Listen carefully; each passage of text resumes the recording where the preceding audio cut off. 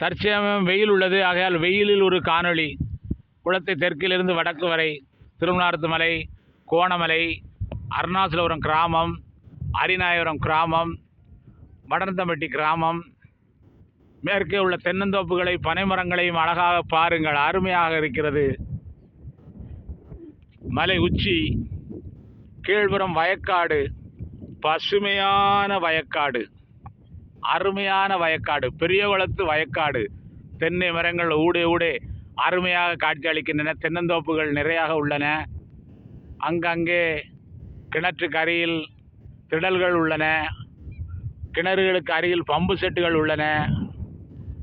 தற்சமயம் முதலில் நட்டவர்களுக்கு 40 நாட்கள் நெல்லுக்கு ஆகிறதாம்.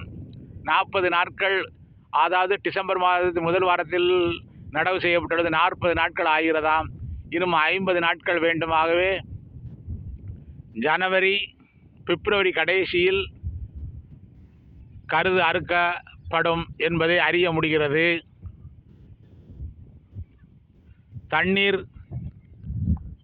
தண்ணீர் இருப்பு கண்டிப்பாக 1 மாதத்திற்கு வரும்.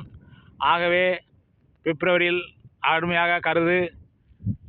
மாதத்தில் அருமையாக கருது அறுத்து விடலாம். நெல் விளைந்துவிடும் என்பதை அறிய முடிகிறது. மிக்க மகிழ்ச்சி.